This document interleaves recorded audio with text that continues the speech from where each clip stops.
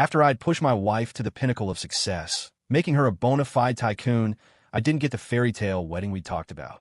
Instead, I got the news that she was pregnant with her old flame's child. Does it really matter whose kid it is? Chloe had said, a dismissive wave of her hand. It'll have your last name. It'll carry on the Miller family line, won't it? That's enough. Her betrayal didn't make me angry, not anymore. I'm an agent for the system. The only reason I hadn't left was because any wishes I'd made, any realities I'd shaped for her, would be revoked the moment I departed. I stayed for her. When my mission progress hit 30%, I wished for her company, Anderson Solutions, to go public for money to pour in. At 70%, I wished for her mother, who was fading fast, to have a long and healthy life. When a mission was complete, I wished away the brain tumor that was killing Chloe, restoring her to perfect health. She thought my lack of resistance meant I'd finally learned my place. She promised to put me in charge of a subsidiary, even offered to have a baby with me, another one eventually, but she didn't know my contract was ending. I was leaving. It was early evening when Chloe, that's my wife, Chloe Anderson, finally came home. She tossed her designer bag onto the marble entryway table and called out, "Ethan, honey, come give me a shoulder rub. Being pregnant is exhausting." Any other time, I would have rushed over, ready to cater to her every whim. But not this time. I didn't say a word. After all, the baby wasn't mine. Ever since Liam Walker, her college sweetheart, had returned to the States a year ago, she hadn't let me touch her. And just recently, I found out she was 3 months pregnant. She'd admitted, bold as brass, that it was Liam's. She actually expected me to be understanding, to welcome this. She used to at least try to hide her meetings with Liam. Now, she brought him into our home, right in front of me. I watched him follow Chloe in, his arm already possessively around her waist. I said nothing, did nothing. My uncharacteristic silence made Chloe's face tighten. Just as she was about to snap, Liam stepped in, all smooth charm, and started massaging her shoulders. "He's probably tired from work, Chloe. I got this." He even shot me a smug, knowing smile. I looked away, pretending not to see. Liam shrugged, unbothered. Chloe, however, flushed with anger. "Tired from what? All he does is shuffle papers all day." Her voice rose. "Since the IPO, I've been working myself to the bone. What has he contributed? If he hadn't gotten lucky marrying me, he'd never have seen the inside of a house like this in his life. Living a high life off me, and not a shred of gratitude. Just petty and thin-skinned." Listening to her tear me down, I finally looked up, my gaze cold. She was pregnant with another man's child. The fact I hadn't already walked out, or worse, was me being more than generous.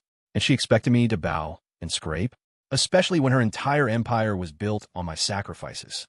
As an agent of the system, completing my assignment with Chloe was supposed to grant me 3 powerful fulfillments. If I'd taken those rewards back to my original reality, I'd have had endless wealth, a life of ease. But when I hit 30% progress and got my first fulfillment, I saw her, usually so cool and aloof, cry like a lost child. "Anderson Solutions is the only thing my dad left me," she'd sobbed. "And I'm failing." That day, my resolve softened. The system warned me repeatedly. If I left, any fulfillments I activated in this world would vanish. Still, I used that first one to make her company a success, to ensure her path was smooth. Now, she was the powerful businesswoman everyone envied. And even though she knew exactly who I was, what I'd done, what I'd given up, she still treated me like a stain on her perfect life, something to be despised. The love I'd poured everything into had become a cruel joke. When they settled on the sofa, too close for comfort, I got up and moved to a chair across the room. Liam was whispering in Chloe's ear, making her laugh, that light, airy sound that used to be for me. Her whole body shook with amusement. Before Liam had even kneaded her shoulders for a full minute, she grabbed his hand, her voice dripping with concern. "Liam, you must be tired too after your day. Let me give you back a rub." He immediately settled back, lapping up the attention from the CEO. Not even a minute, and she was worried about him. I cooked elaborate meals for her every single day, varying the menu to keep her interested. I'd even brought warm foot baths to her and her mother, waited on them hand and foot. Not once did I get a thank you, not even a pleasant look. Just constant criticism, complaints that I wasn't good enough, that I should take classes to be a professional caregiver. I used to think she just didn't know how to show affection. Turns out, she just never considered me human enough to deserve it. I closed my book and stood up to go to my room. Chloe glanced at me, a sneer tugging at her lips. "It's 6 o'clock. Aren't you going to make dinner? We're starving." My voice was flat. I ordered takeout through an app. "Help yourselves." It was the first time I'd ever contradicted her in front of someone else. Her eyes blazed. Getting bold, are we? Bad enough, I have to support a grown man. Now you won't even do chores. The air crackled. Liam, ever the peacemaker when it suited him, quickly intervened, touching Chloe's arm. He's just feeling a little hurt, Chloe. Go easy on him. He then added, with false sincerity, actually, this is all my fault. A misunderstanding led to this situation. Chloe has such a kind heart. She couldn't bear the thought of, well, that's why she's keeping the baby. Kind heart? Early in our marriage, Chloe had gotten pregnant. Unexpectedly. Before I could even process my excitement, she'd told me she was too busy with work and had taken care of it. I was devastated, but said nothing, truly believing she was a workaholic. But now, at the peak of her career, she was willing to step back to have Liam's child. The truth was, Chloe just figured my wishes were all used up, that I had no more value. She was ready to kick me to the curb. Kindness had nothing to do with it. My cold stare must have unnerved her. For a moment, something flickered in her eyes, a hint of something. Her voice softened, a rare attempt at conciliation. As long as you treat this child well, once the baby turns 1, we'll finally have that big wedding. And you won't have to be my assistant anymore. I have a subsidiary. I'll put you in charge of it. I walked away without a word, my hand behind my back. She still thought I'd slave away for her. She had no idea. I was going home. I didn't want any of this. Let the system take it all back. I had 2 days left before my departure. I didn't go to work. Instead, I took the debit card, linked to the account where my meager allowance went, and went on a spending spree. Might as well, since I couldn't take any of it with me. As I was wandering through a high-end mall, a breaking news report flashed across a giant screen. Chloe's company, Anderson Solutions, was in trouble. One of their new buildings, constructed with substandard materials, had collapsed, killing 6 workers. The news surprised me a little, but then I figured they'd probably been cutting corners on construction for a while. It was only the system's protective influence that had kept things from falling apart sooner. Now that the system was busy processing my departure, it was retracting all the luck it had bestowed. By the time I left tomorrow, Chloe would lose her precious career, and both she and her mother would lose their extended lives. Just as I was thinking this, my phone rang. Chloe, the company's in crisis. Get back here now. I strolled into the next luxury boutique, voice casual. Can't. I'm busy shopping. Chloe sounded incredulous. I was usually such a workaholic, always at her beck and call. She must have thought I was still sulking. Her tone softened, losing its usual sharp edge. Just come to the office for a meeting. We'll sort this out, and then you can take some time off. I was leaving tomorrow. Time off? Yeah, right? I hung up and continued my tour of the mall's most expensive stores, indulging in a novel sensation of reckless spending. When I got back to the house, Chloe's mother, looking every bit the pampered matriarch in her silk robe, was already in full complaint mode. A freeloader husband, doesn't know his place, out gallivanting all day while the company is facing a disaster, just knows how to waste money. I started to take off my shoes, only to find Liam there, casually wearing my slippers. Mrs. Anderson's attitude towards him was night and day compared to how she treated me. She clutched Liam's hand warmly. Liam, you're such a dear, helping Chloe with PR, and so thoughtful to bring her home. Liam smiled. It's mostly handled, Andy. This is my area of expertise. Don't be too hard on Ethan. He's done well for himself, considering he came from a small town. Chloe's mother sniffed. Done well? He got lucky, marrying into my daughter's money. If he'd ended up with someone else, he'd probably be stuck in some tiny apartment, eating instant ramen. The old woman had a convenient memory. After Chloe's father passed away and the creditors came calling, they'd been the ones hiding out in a cheap rental. It was my nonstop delivery gig work that kept them from starving, that put even instant ramen on their table. How quickly she'd forgotten those hard times, now using them to mock me. I ignored her. I was leaving soon anyway. Chloe, to her credit, didn't say anything. She saw Liam out, then followed me into our bedroom. She pulled a crumpled, expensive-looking floral tie from her purse. I had this custom-made by a famous international designer, she said, approaching me. It's one of a kind, unique. It'll look perfect on you. One of a kind, my ass. I'd seen Liam wearing that exact tie, practically preening when he paraded past me in it. I glanced down. Sure enough, a faint lipstick smudge near the knot, and the distinct scent of another man's cologne and sweat. She'd probably just taken it off Liam, stuffed it in her bag, and only decided to gift it to me because of my recent defiance. A sacrifice in her mind. I didn't reach for it. She, however, moved to put it around my neck. Only then did Chloe notice my new clothes, the fresh haircut. A flash of distaste crossed her face. She frowned. The baby's still small. We need to be careful. If we're together. I stared at her, confused. Then it clicked. Chloe detested physical intimacy with me. She'd instituted a rule: 3 times a month, no more. I was always meticulous about my hygiene, always dressed neatly, but she'd constantly complain I was unkempt, a country bumpkin. To please her, on those rare occasions, I, normally frugal, would splurge on grooming at a salon just to win a moment of her approval. But now, I'd simply wanted to spend the savings I'd painstakingly accumulated from my actual job before the system. She'd completely misunderstood. Chloe, suppressing her obvious irritation, had already looped the tie around my neck. I raised a hand, stopping her. "You've got the wrong idea." Chloe froze. In the past, I'd practically begged her to tie my tie, and she'd always refused. Now that she was offering, I was rejecting her. But she didn't get angry. After a moment, she put the tie back in her purse, sighing. "You just want a child of your own, don't you?" she said softly. "After this baby is born, I'll have one with you. I promise." If she'd said those words earlier, I would have given my life for her in gratitude. But now it was too late. I waved my hand dismissively. "No need." Chloe must have thought I was just being stubborn. She suddenly threw herself at me. "All right, stop being difficult. Let's just get this over with. The sooner we finish, the sooner I can shower and sleep. I'm exhausted." I shoved her off me hard. I didn't even think about her being pregnant. Chloe cried out in pain and surprise, scrambling to her feet, furious. "Ethan Miller, if you have a problem, spit it out. Who do you think you're scowling at?" Her voice was shrill. "The baby's gonna have your name. What more do you want? Don't be so ungrateful." Her words almost made me laugh. "Don't bother. The Miller family legacy doesn't need to be tainted by something like this." In all our years together, I'd never spoken to her so harshly. Chloe was stunned. She hadn't expected me to have such a vicious tongue. She absolutely blew a gasket. "The baby is innocent. How dare you insult my child? You're sick." She stormed out, slamming the door. This time, I didn't chase after her to apologize and soothe her temper. Later, when I went to the kitchen for a glass of water, I overheard her talking to her mother in the living room. Mrs.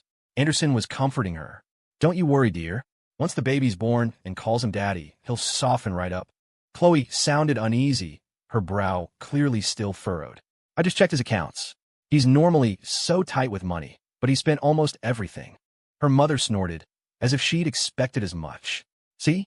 He obviously heard about the company's troubles and got scared you'd ask him for money. Trying to protect his little stash." She paused, then added with a sneer. Then he realized it was just a small problem, quickly solved, so he came crawling back. Chloe knew better, of course. She knew I loved her far more than money. Otherwise, I wouldn't have used all 3 fulfillments on her. She defended me, her voice firm. "No, that's not it. He stuck by me when I was at my absolute lowest. He gave me every penny he had. He wouldn't be trying to hide money from me now. He's probably just incredibly hurt, letting off steam." Her mother, oblivious to the truth of the system, just scoffed. "Oh, you're too soft on him. What man doesn't hand over his paycheck after getting married?" Chloe put her arm around her mother, her expression softening as she recalled the past. "But Mom, when you had that car accident and I was overwhelmed with the company, he was the one who took care of everything. He nursed you day and night. No one else would have done that." But Mrs. Anderson just looked exasperated. "Silly girl. He was just doing what a kept husband should do. Anyone else in his position would have done even better. Listen to me. You're pregnant with Liam's child. Divorce Ethan as soon as possible. With Liam to help you manage the company, your life will be much easier. Unlike that useless freeloader. All he's good for is laundry and cooking. Absolutely spineless. No ambition at all." Hearing this, Chloe, surprisingly, didn't agree. For the first time, she looked coldly at her beloved mother. "Mom, I am not divorcing him. And don't bring it up again." Of course, Chloe couldn't afford to divorce me. She was terrified that if I left, she'd lose everything. Her mother was about to say more when her eyes caught sight of me in the doorway. She let out a disdainful little laugh. "Now he's taken to eavesdropping. People from his background are always so uncouth." Chloe, embarrassed at being caught, tugged her mother's arm. "Mom, please." "Warren, Mrs. Anderson reined it in slightly, but still looked down her nose at me. "Why haven't you brought me my nightly warm milk yet?" In the past, I'd meticulously catered to their every whim, primarily because Chloe was so cold and proud. To make her love me, I'd been completely subservient, like a servant. Later, when her mother had the car accident and ended up in a vegetative state, Chloe had collapsed in my arms, sobbing uncontrollably. I'd used the fulfillment to wish her mother a long life. Mrs. Anderson had opened her eyes.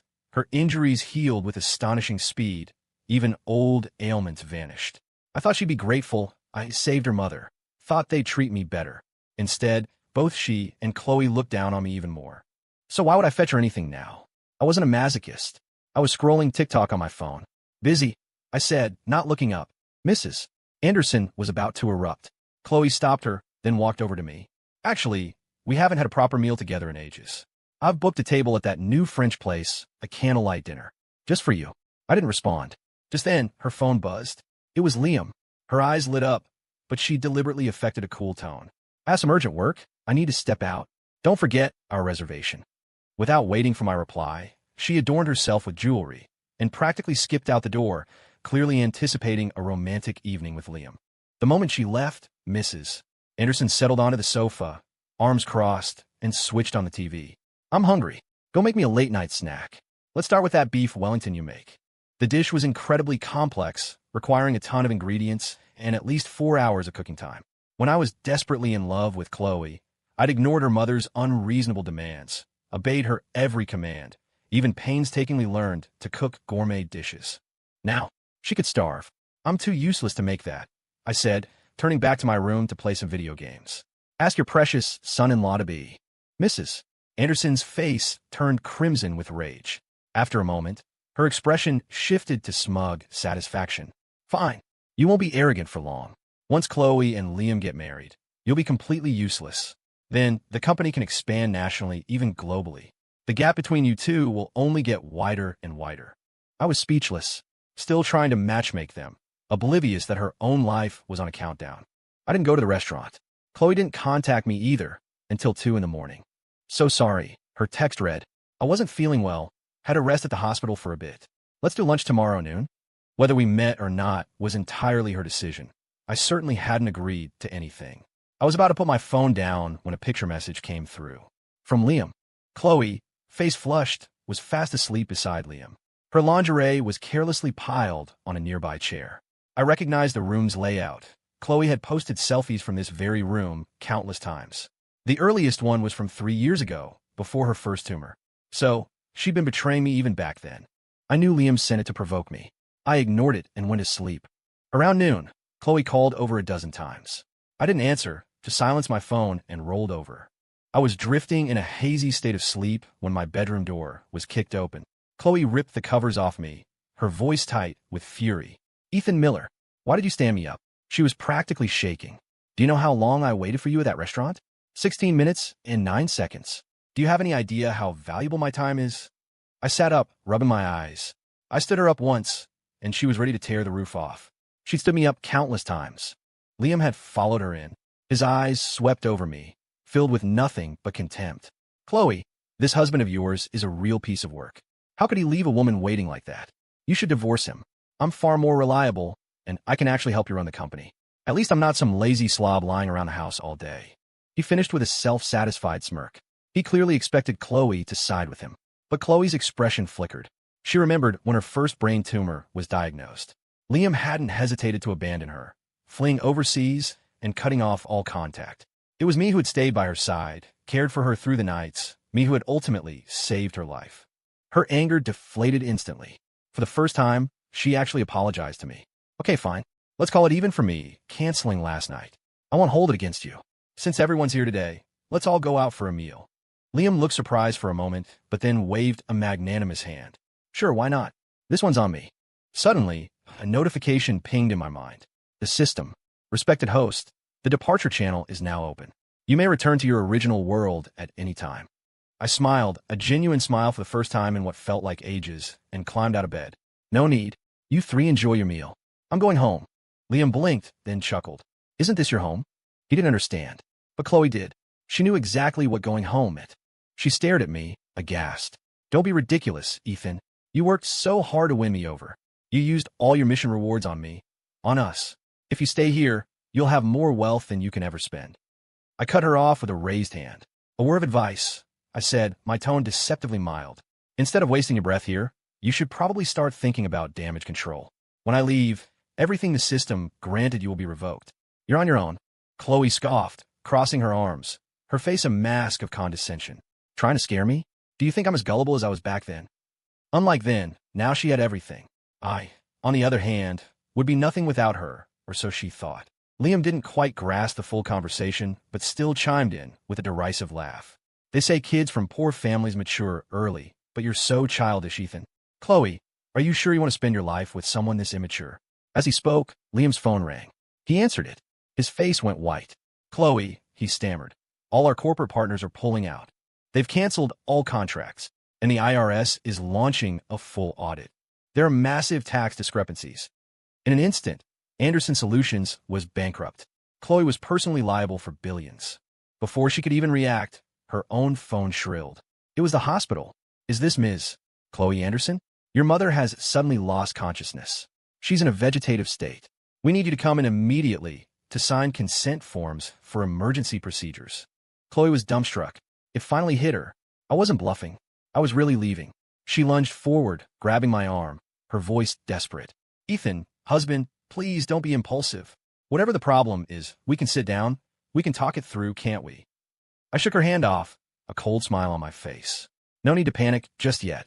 The next thing to be reclaimed is your life. The next moment, before Chloe could utter another word, I stepped into the shimmering portal. Chloe watched me, her eyes growing strangely intense. You're really going? I didn't answer, just kept moving toward the portal. She let out a long, heavy sigh. I didn't want it to come to this, Ethan, but you forced my hand. Her voice was low, chilling. Did you think I had no defenses? No contingency plan? This whole situation. I know I wronged you, she continued, her tone shifting, becoming almost pitying. But ask yourself, honestly, you were a nobody. Do you really think someone like you deserve a woman as exceptional as me? Her voice hardened again. Did you think I didn't want to have your child? I just didn't want to sully my family's superior genetic line. From now on, you'll stay here, in this house, and enjoy the comforts I provide.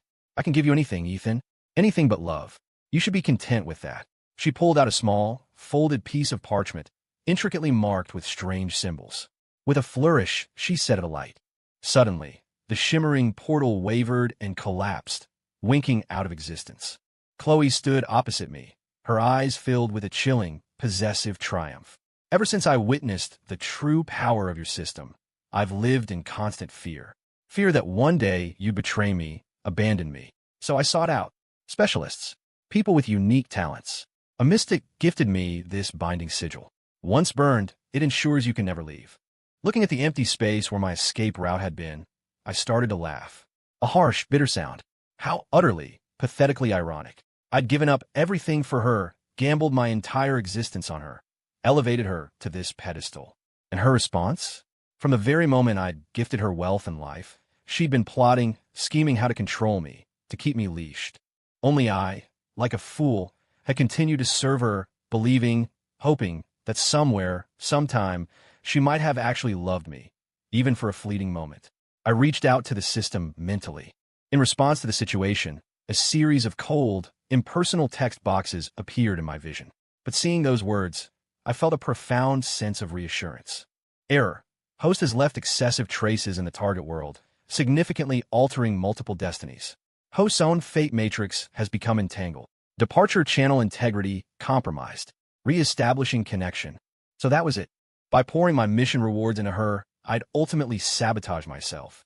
It was against the rules, creating a loophole, an exploitable vulnerability. Thankfully, the system was powerful enough to fix this. Respected host, vulnerability protocol engaged. Restoration in progress. Estimated time to channel reconstruction, 15 days. Upon full retraction of all granted fulfillments, departure channel will be reestablished. Please confirm intent to proceed. Without hesitation, I mentally hit confirm.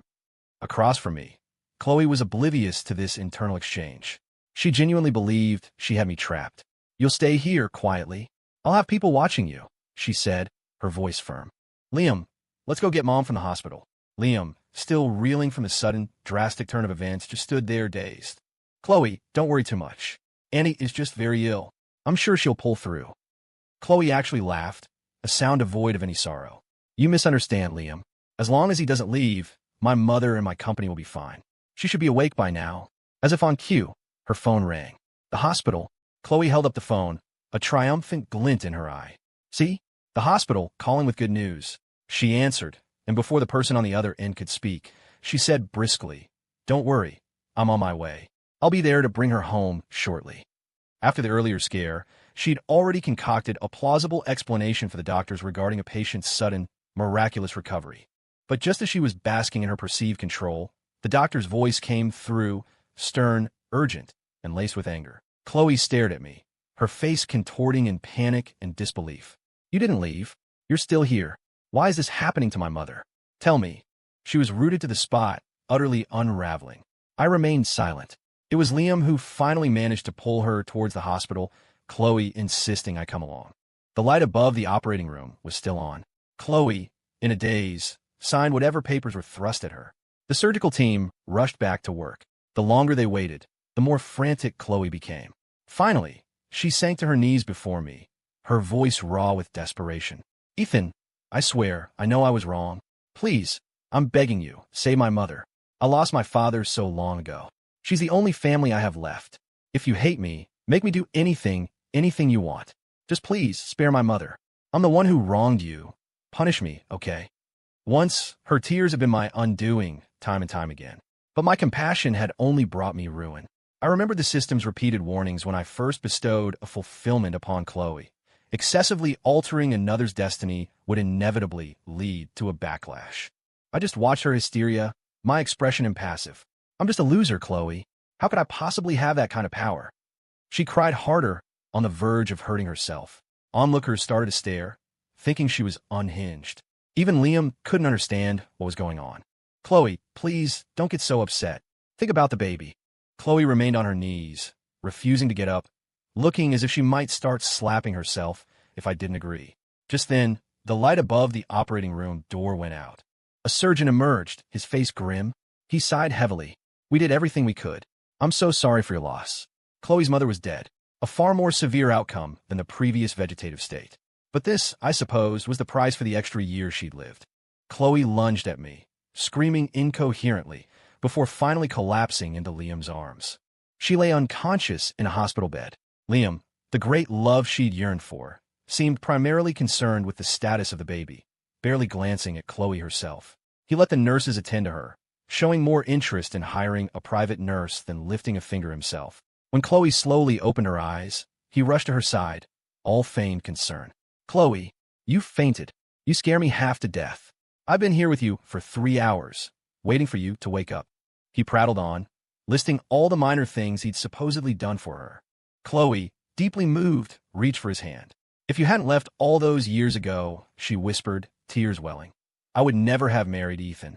Liam was her unforgettable first love, her childhood sweetheart. They'd grown up together, practically engaged from a young age, destined for the altar.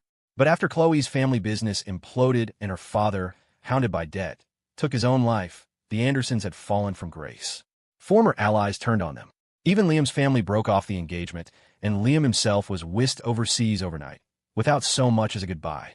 Buffeted by one blow after another, Chloe had spiraled, with only me by her side. I was the one who'd helped her rebuild, putting her back on the path to success. Once Anderson Solutions was thriving again, the well-wishers and opportunists flocked back. That's when Liam had mysteriously reappeared, claiming his family had forced him to leave back then. By that time, Chloe and I were already together. From their hushed conversations I'd pieced together, Liam had apparently told her he didn't mind being her other man.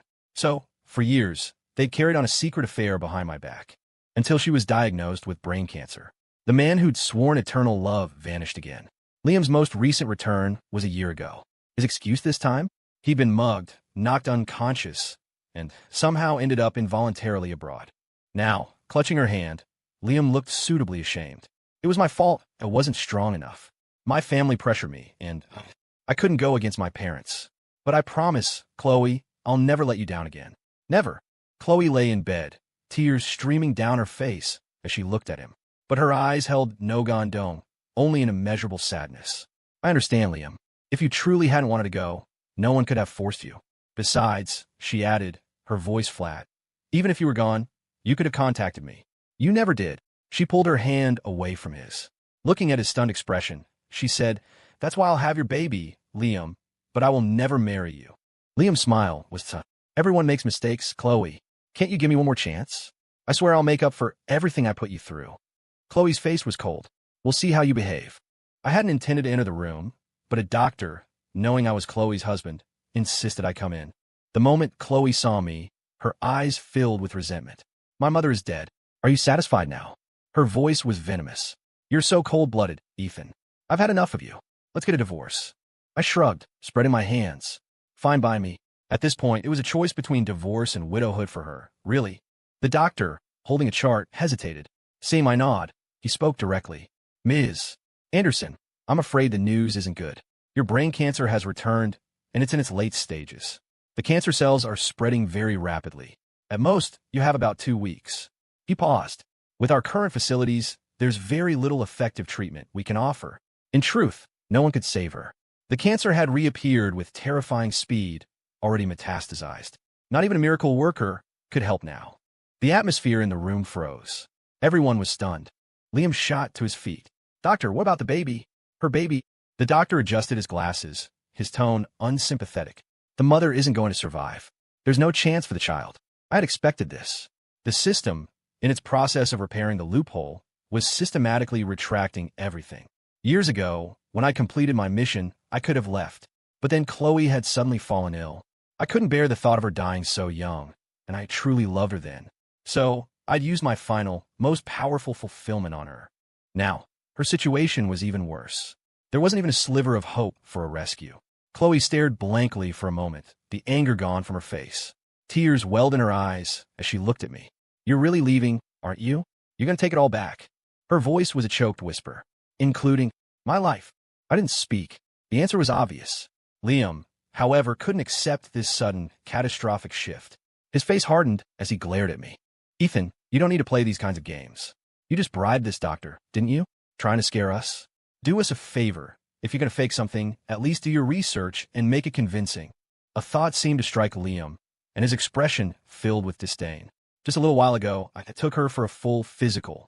She was perfectly healthy. Even if she did get brain cancer, it wouldn't suddenly be terminal. And even late stage usually means 3 to 6 months, not 2 weeks. And that company collapse story sounds pretty far-fetched now, too.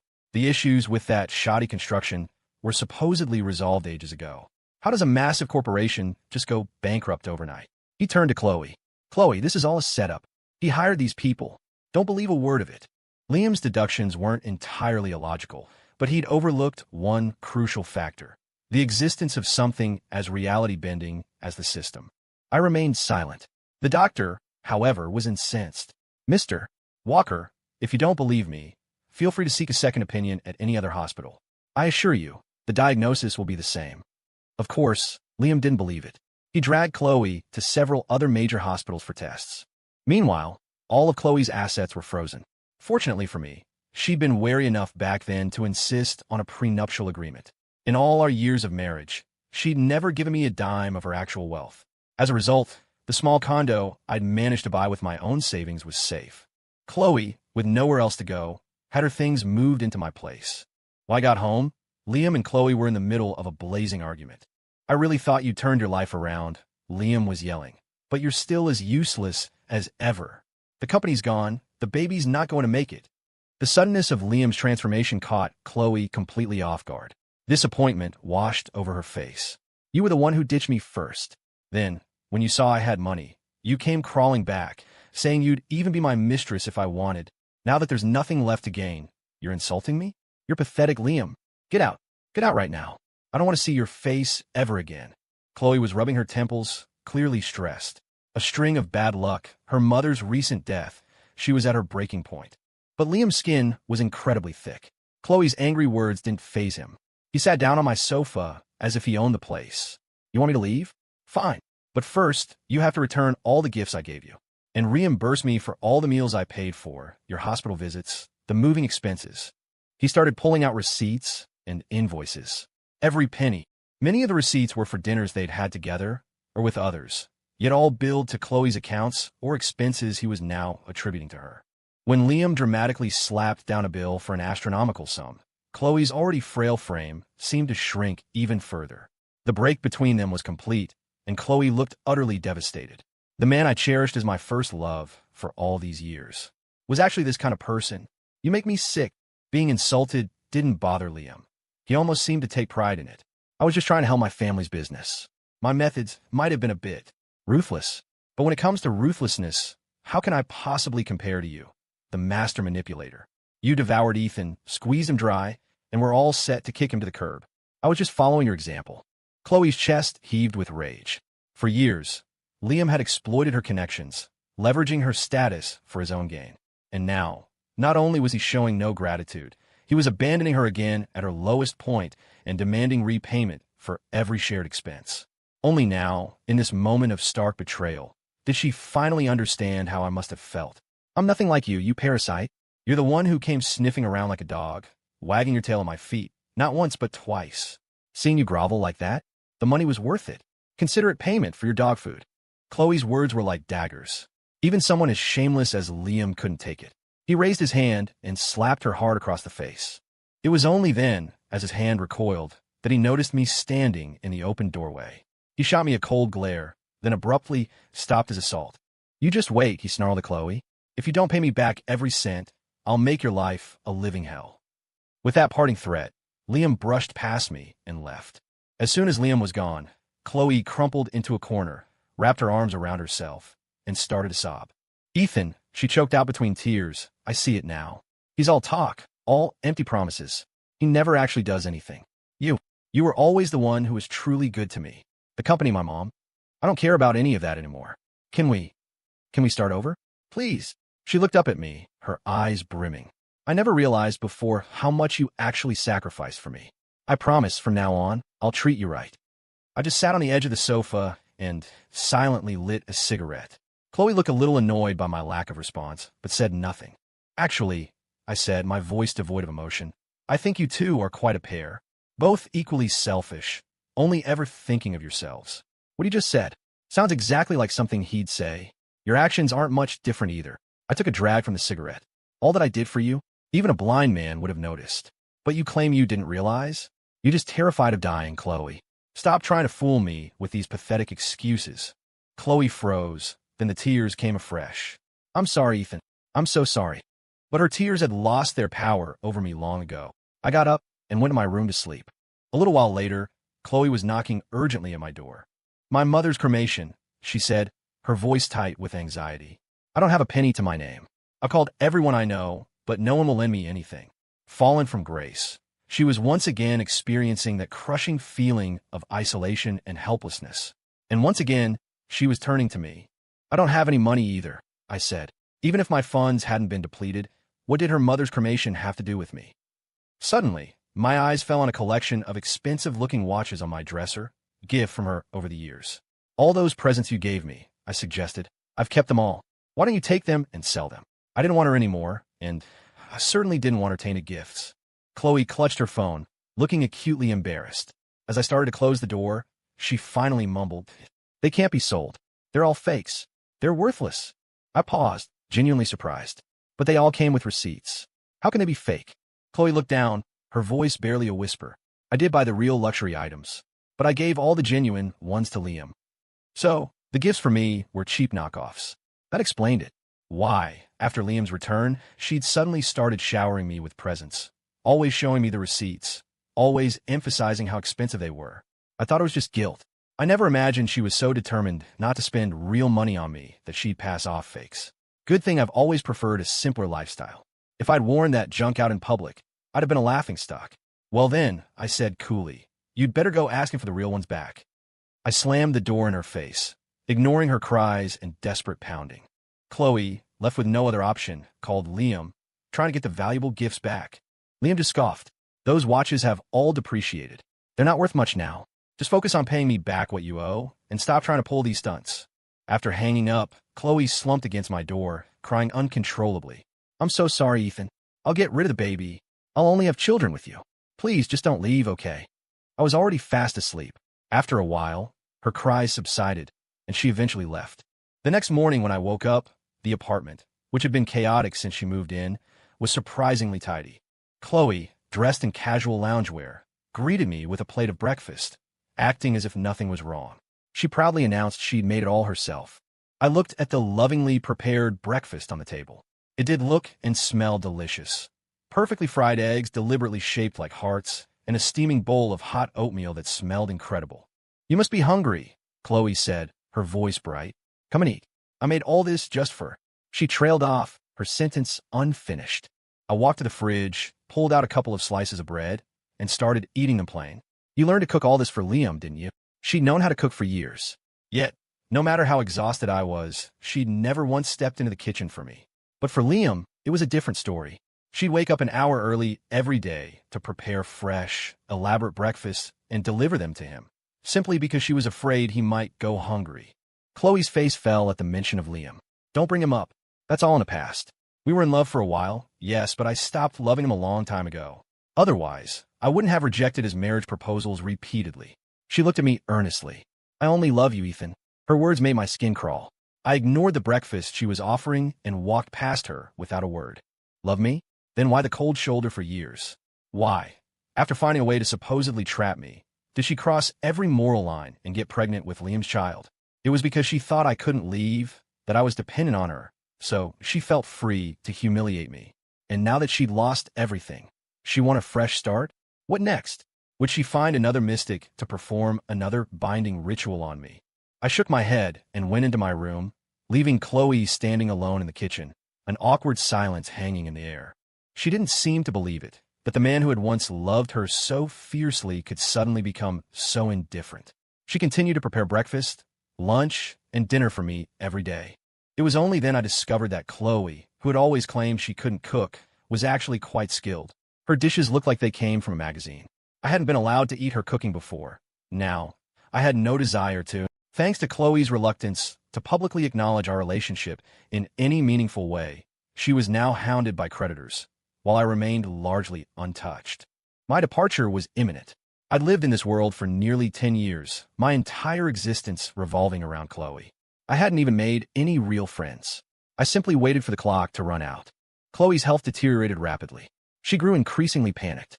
Besides her various attempts to please me, she'd reminisce about our past, then try to paint rosy pictures of a future together.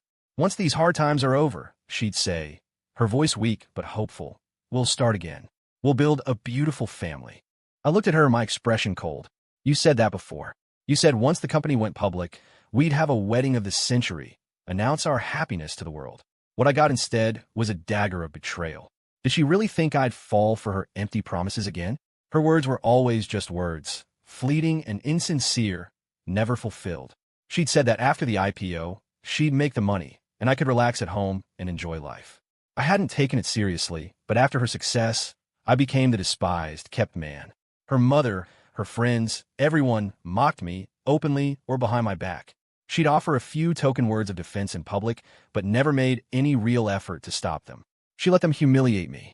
Eventually, she joined them, looking down on me too, hating me so much that she wouldn't even keep our child. Chloe lowered her head, silent. The 15-day countdown was over. She seemed to have finally given up all hope, lying listlessly on the sofa. A shimmering portal materialized in the air before me. The way home. I started to walk towards it. Chloe's eyes snapped open. She looked at me, pure terror on her face. Please, don't go. I don't want to die. Her voice was a desperate, ragged plea. I just made a mistake. Why can't you forgive me like you always used to? I ignored her heart-wrenching screams and stepped through. The moment I vanished, her body slumped to the floor, lifeless. Everything had returned to its original point.